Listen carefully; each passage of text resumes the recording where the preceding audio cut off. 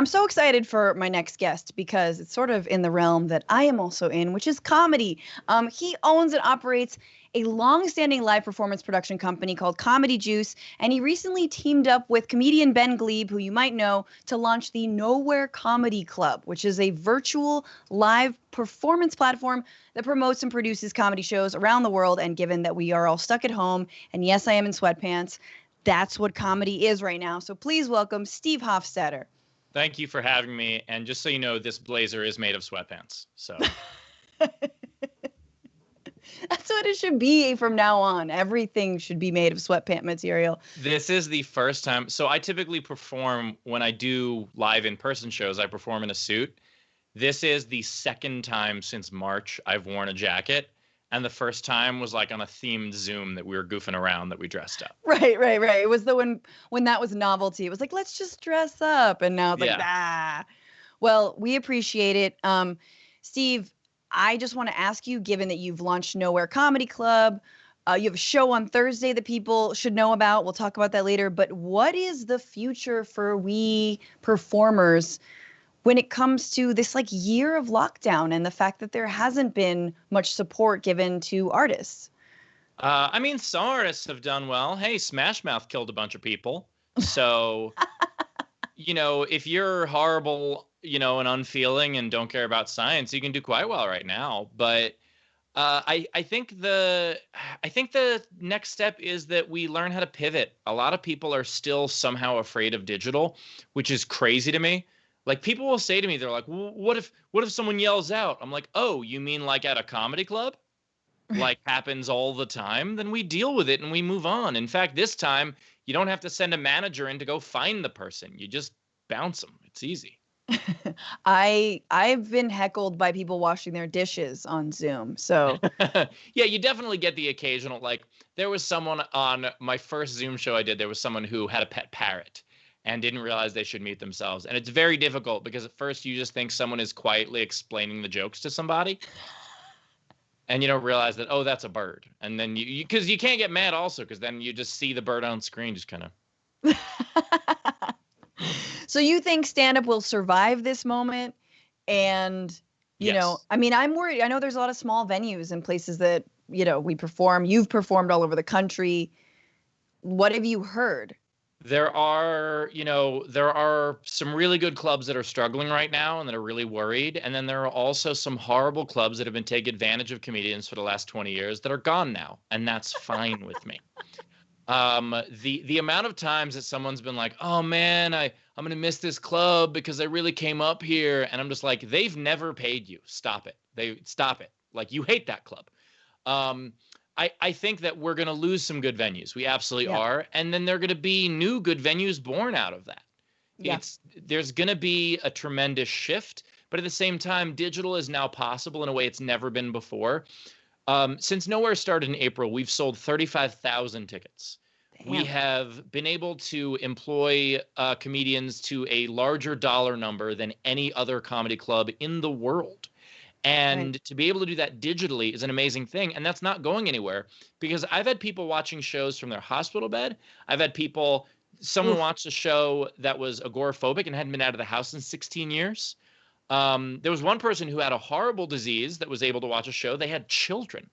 So like there's a lot of things that keep you out of a nightclub, and having a way to perform digitally allows us to reach those people. Sure. No, yeah, I appreciate you like looking on the bright side of this. So there was an election recently, not sure if you heard. And you wrote a Facebook post and sort of a lengthy post about basically, look, we are in a political moment.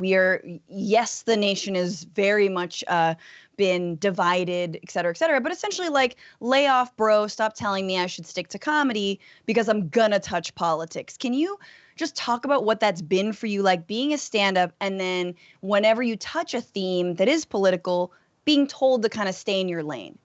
Well, my favorite thing to tell those people is I love to say, hey, there are some comedians who aren't political I could recommend to you. You seem like you'd really like Bill Cosby. So my favorite thing to point out is I go, okay, name the best comics ever because they're all political. Yeah. the Mount Rushmore of comedy, and I don't mean the one that Ivanka photoshops her father's face on. That's the Mount Rushmore of punchlines. But the Mount Rushmore of comedy is all political. Hmm. You know, whether you're Carlin or Pryor, those are the two that are universally discussed as the best all time. And they're both very political. And then you have, Joan Rivers, very political. Dick Gregory, extremely political, ran for president. Yeah. Yeah. So the history of comedy is intertwined with politics because we keep electing punchlines. And the idea of, oh, stick to comedy, that is a person who doesn't Facebook comment for their job.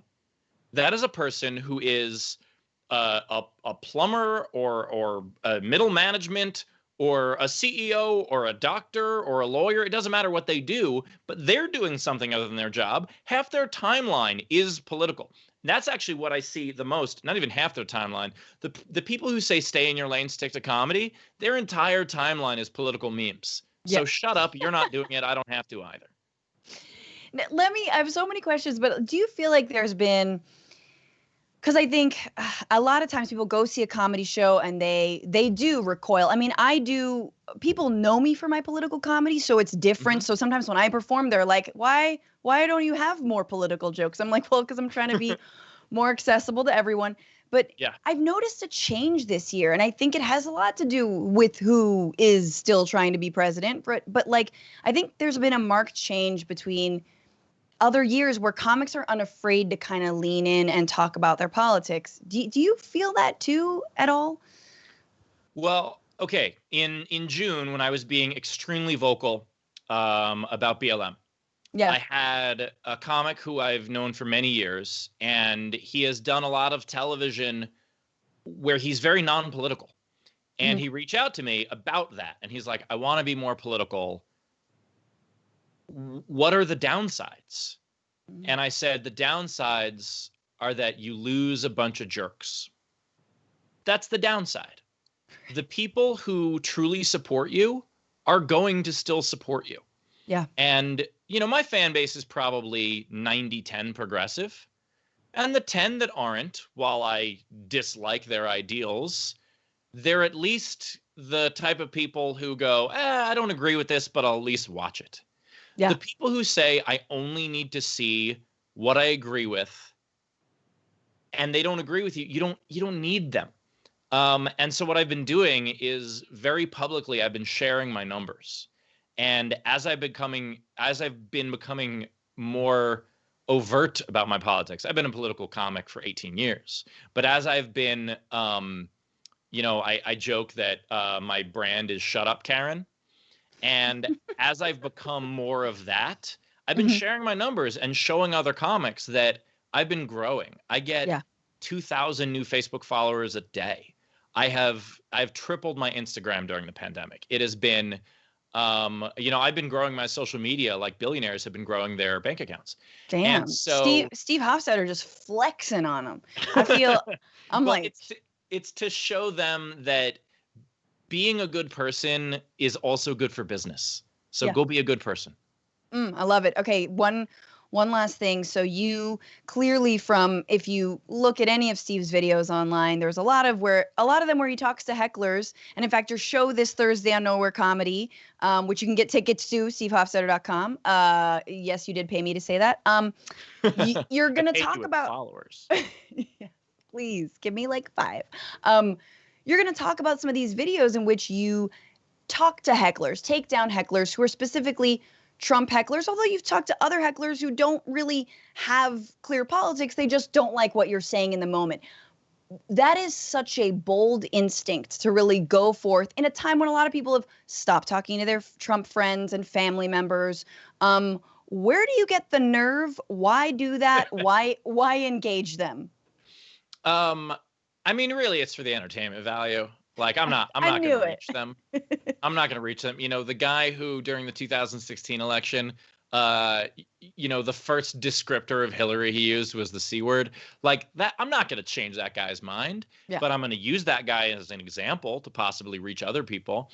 And I had people reach out to me during this election cycle and say, "Hey, you're the reason I voted for Biden."